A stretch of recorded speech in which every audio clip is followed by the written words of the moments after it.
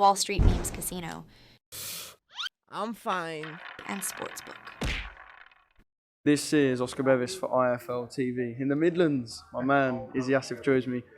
Good to see you, mate. How's things? And you, pal, we're here in the Midlands. Promised it for a while, we're here now, aren't we?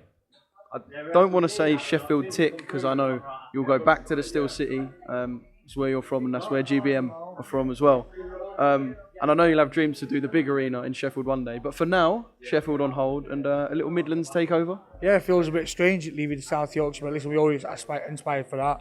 Aspirations to go all over the country, and this is just the start of the journey for GBM. And then, yeah, we're here, Coventry, looking forward to a really exciting card. I know you went to the arena, the Skydome Arena, a couple of weeks ago when there was maybe some ice hockey on just to see it. Have you been there for boxing? I've been there for boxing. It's wicked. When the boxing setup's there, it is wicked. But you went there a couple of weeks ago. Yeah, I've been there for the boxing. I went to watch the prize fighter there, the boxer tournament, and I went to watch, I think Adam Azim were on as well. So yeah, I've been there. It's different, obviously. It's getting kitted up nicely, but yeah, we've got a town on this show. There's going to be a real spectacle. Come Saturday night, we're going to do something different.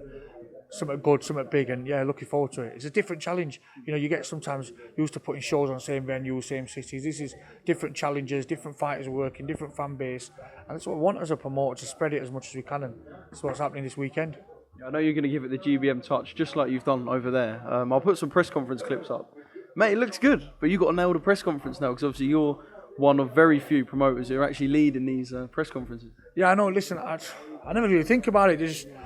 I seem you telling me there's no notes kind of jotted on the table? I've never done a note in my life. I will go there with absolutely no notes whatsoever. Listen, I might cock this up, but normally I kind of roll it off. I know the fighters, learn a bit about the fighters, and just roll it off. Not every promoter does it. Some do it, some don't. I don't know if many do it out there, but listen, I just do it my way. I don't really follow a suit or anything. If I feel comfortable doing something, doing it, and I feel comfortable with it. But yeah, watch me fuck this up now, though. I was going to say, now we're a bit of pressure on this presser.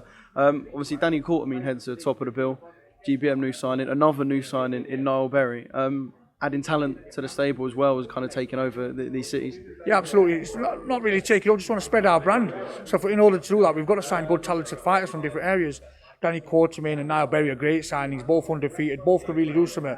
But listen, Danny Quartermain's in a tough fight here. Alex Karat's seriously come to win. Got to fancy his chances. I've spoke to him earlier on. He thinks he's going to take him out in 4 or 5 rounds. Danny Quartermain believes he's a level above this kid. So listen, it's an IBF ranking at stake and a big belt for them, and the winner goes on to get close to that world ranking kind of status. So it's a lot at stake, and it's going to be a tight fight. It's no easy measure for Danny Quartermain, but I believe he's good enough.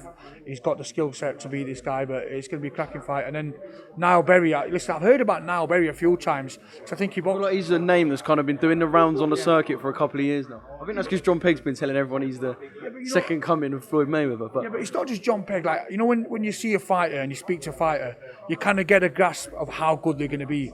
And before I even seen him throw a punch, when I talked to him, I was at Eastside Gym, just doing some exercises. I spoke to him. I just said to the guy, he's got that sparkle in his eye. He's got that kind of X factor where you just feel like he can go. And then I obviously watched him box, and I've heard so much good stuff about him. And it's not just from his managers, other people who've got no really interest in him or invested anything in him, but say Niall Berry. But listen, he's up against a Mexican. You know the Mexicans, when they come, they don't come there just to pick up their wage. They're going to come and really give him a tough test. So, yeah, but I'm excited about signings like this. And this is what you're going to see now. Exciting's up and down the country. We've already signed 3 or 4 guys that I'm not going to give you any names on, Oscar, before you ask. And that's what kind of thing we're going on. But, yeah, that's the plan this year. Sign top quality fighters up and down the country and start being a real force in British boxing. We've just ruined my next question, so I'm going to have to scrap the talking about potential signings and maybe come back to it. Obviously, if you're going to do a show in the city, you kind of want to stamp your authority by doing other things. I know you went to a school earlier. Was it Danny Quartermain's old school, am I right in saying, potentially, or a primary school in the area? Just kind of spread the word, not necessarily about GBM, but was it about kind of getting kids involved in sports in general? You know what I love about going to schools and places like that? You know, kids, they don't have no kind of prejudiced thoughts or anything. They just love and playing, and it was World Book Day, so they're all dressed up in like Harry Potter and all that different kind of stuff. It was nice to see that, because sometimes in this boxing game, you get indulged in the glitz, the glamour, the cutthroat business. But when you go back to a school or a community centre, it puts it back into perspective. That's what it's about, influencing, motivating the next generation. Let's see the next champions out of them. They were great, really nice. And I say this all the time, it just gives that good feeling factor when you go back to like a community centre or back to a school where kids are just playing. There's no prejudice, there's none of this crap that you see when you get older, a lot of stuff, that political stuff that people get involved in. It's just nice, and that's why I think I'll always give back to the community, always give back to schools, and with a nice touch. And obviously Danny Quartermain's school, he actually went to the primary school, so he's got teachers and everything come and taught Danny Quartermain. And what a proud moment for that school and all. Somebody now at Leamington Spark could be the IBF European Super Featherweight champion. So listen, this is what boxing does. It creates legacy, it creates dreams, and that's the real positive side of boxing. Yeah, it'd be brilliant if he can go and finish the job and win the IBF for his home city. You said no to talking about new signings, but can you drop any hints for us? We love the boxing rumour mill. Listen, I'll give you a little bit of a hint. There's been other platforms, possibly TV platforms, and these fighters are deciding between either those or them. And that should show a testament to GBM Sports and our team. Are you confident you'll land these fights? Listen, I think we'll get them. Yeah, but listen, it's not definite until it's signed, this game. And even if it's signed, it's not fucking definite. So, it's boxing for you. But listen, we'll have a go. Listen, we're close to it. But I just believe, I'm a strong believer, if it's going to happen, and as long as we can deliver for the fighter, I'm happy to sign them. I tell my matchmaking team and my head of boxing team, listen, do not get these guys if you can't deliver what we say we can, because all you do is you get a group of fighters sat on your freaking platform, not getting the work out there.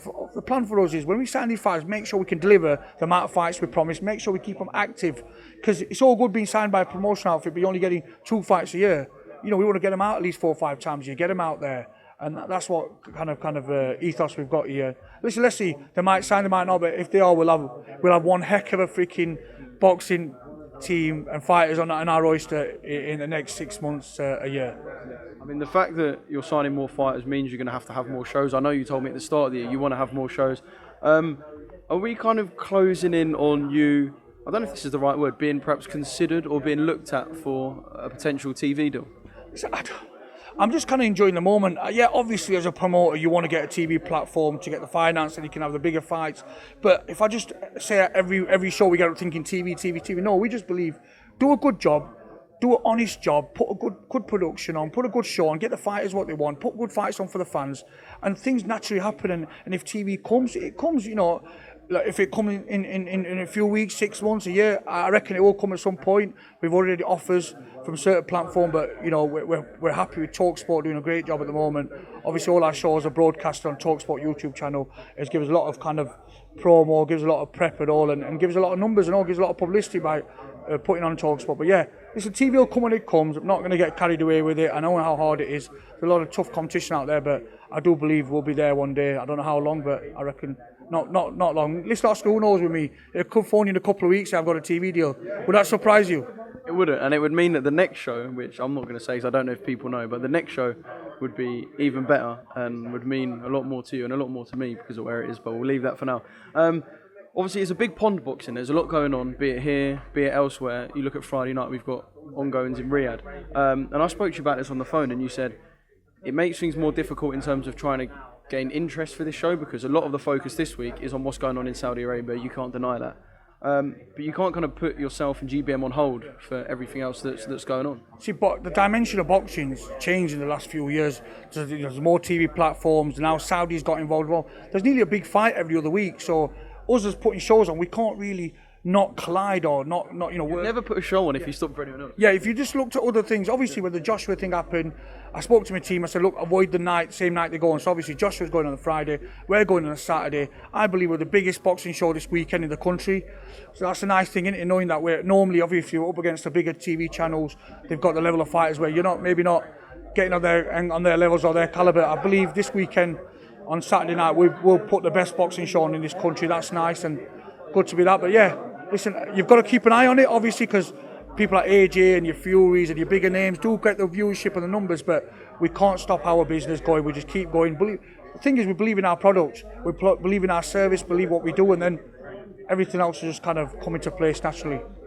Talking about Joshua and Ngannou, are you excited for Friday night? Of course, yeah, listen, heavyweight boxing, who cannot like heavyweight boxing? It's going to be a great, not just that, the Zhang and the Parker fight is going to be good. It's a good card all round, but obviously AJ is the man, he's a man of the moment, innit? It's all on AJ. I think, before you ask me, I'm going to tell you, I reckon AJ stops him.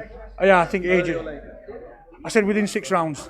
Yeah, I think you just know with AJ, one thing with AJ, when he gets you hurt, and if you see AJ of old, he's going to put you away, and that's what I think you're going to see. You're not going to see that reluctant on the back foot AJ. I think you're going to see AJ all singing and dancing.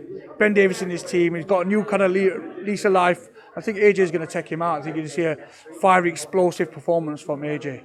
What did you make of Ngannou and Fury going back and forth? Listen, it is what it is, and it's boxing. Fury's a great showmanship, and he knows what he's doing. You know, he doesn't do things with emotion. He does things by thought. Well, he knows what he's doing. You know, if a rematch, he'll sell bigger, won't he? If he fights again, you know, maybe AJ can beat him, and Fury can beat him more convincing, and then you'll see the AJ Fury fight. Listen, it's all business. It's all numbers. They know what they're doing. I don't really look into it too much, especially now I'm a promoter. I see it from the other side. I just let things happen, and yeah, it's fun viewership, but it is what it is, isn't it, kind of thing. So it changes your kind of outlook when you're on the other side, so you're looking at things differently now. Yeah, of course. Obviously, first I was a fan, then I was an amateur boxer. Then You can lose the fan aspect a little bit. Like, you'll always enjoy boxing, but can you lose it at times? Yeah, it's a good question, because it can happen a bit, because you see it for the business.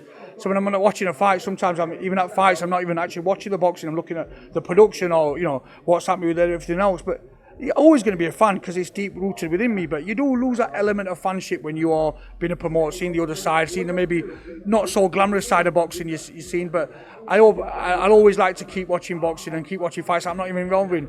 So even if I'm not invested in a fight or something I don't know, I like to watch it, because it's a beautiful art, innit? I've grown up with it. It's what's been part of my life for 20 odd years. So I'll just hopefully keep that fan kind of mode as well. Wall Street Memes Casino I'm fine. and Sportsbook.